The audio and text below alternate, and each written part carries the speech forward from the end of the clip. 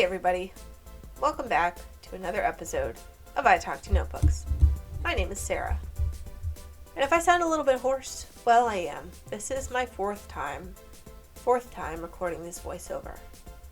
For reference, I usually record them once, but I cannot seem to get through this video without going off into the weeds about topics that are outside the scope of this channel. So, I'm going to try it again, because I don't want this to be a channel about Sarah's thoughts about the world. Sarah rambles about life, okay? There's already enough of that here, and nobody needs to hear that. Please, for the good of humanity, let's not do that. So I'm going to try to avoid it. And I've tried to shorten the video visually a little bit as well to prevent rambling, and yet I still seem to find a way to fit it in. Well, not rambling. Rambling is just, that's what you get when you click on this video. I'm talking about ranting. Even not in an angry way, but I just kind of trailed off and was kind of got into just kind of a depressing train of thought. So I'm going to try to avoid that this time around. We're going to be talking about some good things here, at least at the beginning. We do have to get into some unpleasant stuff at the end, but we're going to start with the good. And the good is that, first of all, look at what I'm doing. Does that look like page pre-decorating? No, that page was already pre-decorated, actually, that I just added that little installation into.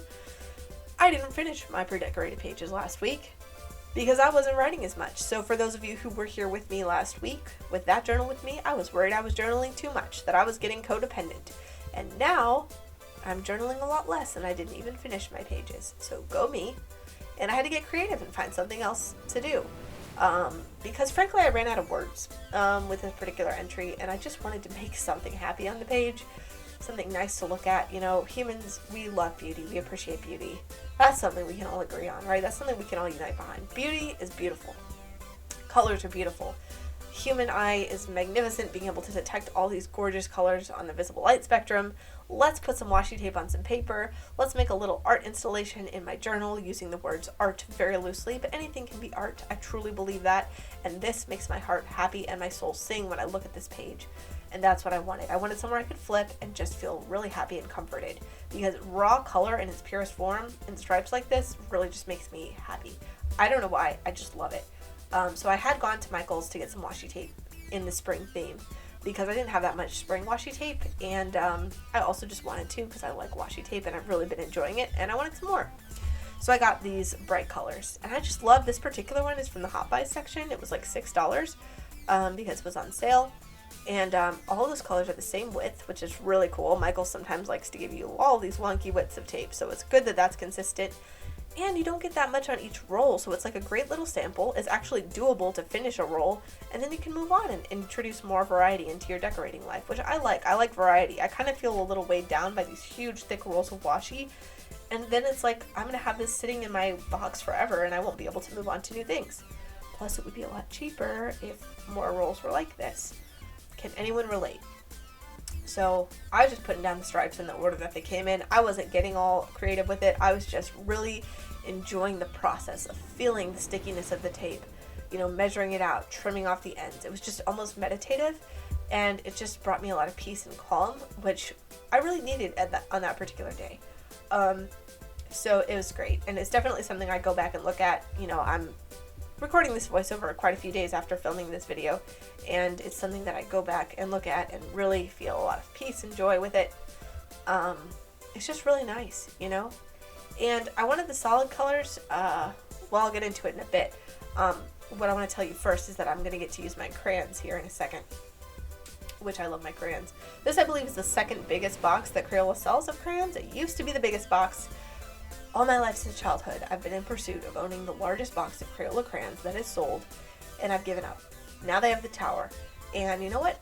It's all a trap. Crayola is just, they know what they're doing. They're discontinuing crayon colors. They discontinued Dandelion. Dandelion. I use Dandelion all the time. That's one of my most used crayons. And they discontinued it. I mean, this is a game to them. They're creating scarcity and new things for people to buy and collect. And I'm not going to play into it anymore. I refuse. So I'm happy with my box of crayons. I'm using the glitter ones right now. This box also has the metallics. I do miss gel effects and metallic effects, which were a huge part of my childhood. I believe I had them in the 120 box, or perhaps it was the 96 box. I had those at different points in my childhood, but they don't make those anymore, I don't think. That was also discontinued. So thanks a lot, Crayola. I will be enjoying the crayons that I do have and not buying any more for a long time. I'm being tongue-in-cheek here, obviously. I love Crayola. I love their crayons. I will buy everything they sell, and they can just take my money, and I'll be quiet because I love it. And I'm just being silly and facetious and trying to keep the mood light because heaven knows in past attempts at this voiceover, the mood has gotten kind of very morbidly obese and needed to go on a diet from how heavy it was becoming. So look, we have all the colors that match the washi tape I'm doing with the crayons, and I'm drawing 5-pointed stars with crayons like I am in elementary school, and I wanted to feel like I was in elementary school. It was just, it's so satisfying. Crayon on paper, simple drawing, felt great, looks awesome in the journal, love the way that it looked. I just stuck them right in here on this already pre-decorated page. Look at all those cold, harsh colors that were on that page. I really felt it when I decorated it, but when I went back, I just was not feeling that at all. Just, I really want some warm springtime colors, you know what I mean? Yeah, so when spring hit, I don't know if this happened to anybody else, but when spring hit, normally, okay, so I'm really affected by seasons. So when the sun comes out and spring, you know, the flowers smell and the birds are chirping or whatever, I'm like, yes, my mood is so high. I feel happy all the time. I feel like anything's possible. I'm way more productive and happy in the springtime than in the fall and winter. But,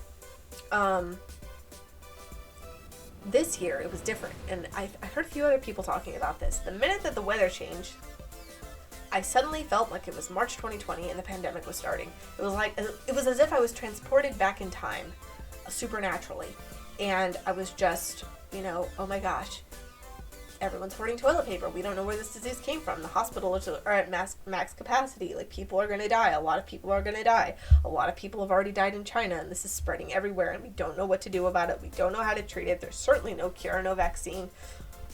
Basically, we're all screwed. Stay in your house. This is the apocalypse. Like, I genuinely, there were moments of early 2020 in particular that genuinely felt like we were in an actual apocalyptic video game.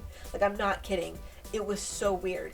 And again, like, I'm so lucky I haven't been affected by it in any negative way, only in positive ways, honestly. I've really had a positive experience with the pandemic. As gross as it sounds to say that, I have to be honest.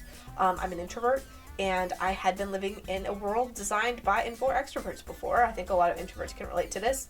And it was nice to have the shoe on the other foot for a bit and to be living life the way that is most comfortable for me and best for me and healthiest for me.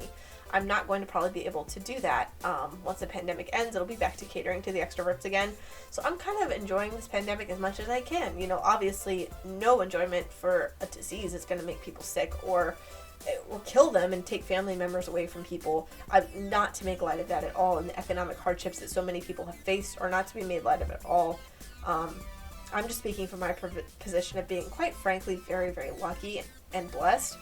And, you know, really through no doing of my own. I was just in the right place at the right time. So I'm just trying to show that it was kind of positive for me.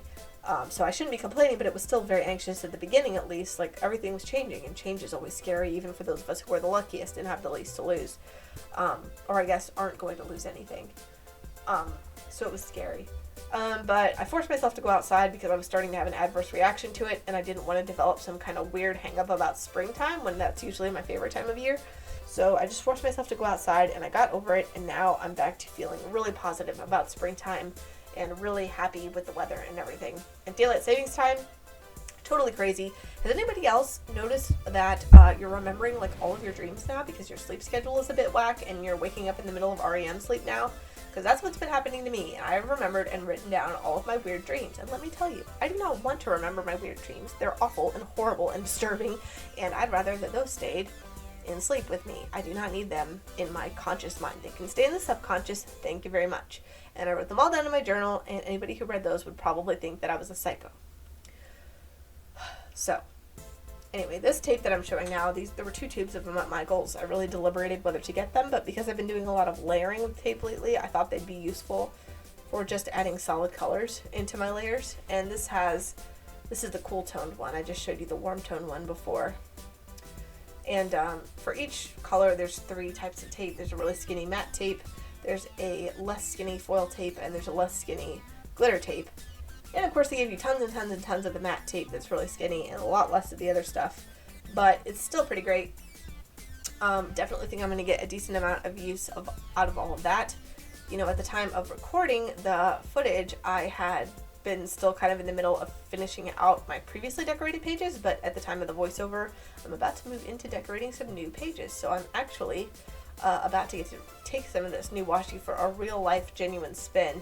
So I'm really excited about that, of making some beautiful, happy, cheerful pages, because that'll be really helpful with, you know, just moving into spring and feeling more positive. And especially it's a little anxiety inducing coming out of the pandemic. I've heard other people are a little stressed out too, like going back to normal life feels weird now. There's all that weird health anxiety stuff, but there's also just like, there's people. I'm with people. What are those? You know, I think a lot of people, even more extroverted people who are more social, can get a little bit unnerved by the sudden shift in everything, you know? So I'm just trying to stay positive. I found myself getting really anxious about it, and it's like, I don't want to live my life in anxiety. You know, I'm blessed enough that it's, for me, it is to some degree a choice. Like, I can use my mind to kind of overpower it in conjunction, of course, with talk therapy and, you know, a positive support system. I'm able to do that. But it is difficult, and some people aren't even that lucky. But anyways, I put those pictures on that bleak background and tried to liven it up a bit, which was really, I thought that turned around to really look at that awful page. I mean, what was I thinking? That's so depressing. I wonder what kind of a state of mind I was in with all those bones, and there's the circulatory system on full view. So anyway, after I made that a nice happy page, I took my Supertips and went right back into the dumps to just do a little bit of visual journaling. I don't usually do that, but I just ran out of words, guys. Do you ever just, like, I need to be in my journal, I need to be drawing or writing or have some kind of pen or marker touching paper, but oh boy, I don't have the words. And so I filmed, okay, this is where I have to be careful, because the last 3 times I've done this voiceover, this is where things went off track. So this, I filmed this video, I did this page, like right either the day of or the day after, or maybe 2 days after. I think it was the day after the incident in Georgia, in Atlanta. So yeah, this page is kind of an understatement, I think. It's just, there's so many layers to it. But I think everybody can at least agree on some level that it's disappointing, right? It's so disappointing that this is happening. And then it's not even surprising. It's like, oh, some awful, evil person, instead of taking responsibility for his own shortcomings, took it out on innocent people who were already suffering, who were already they already had it really bad. And they were already victims and being victimized by awful people already. And then this other awful person comes out of left field into something. I mean, where is the justice in the world?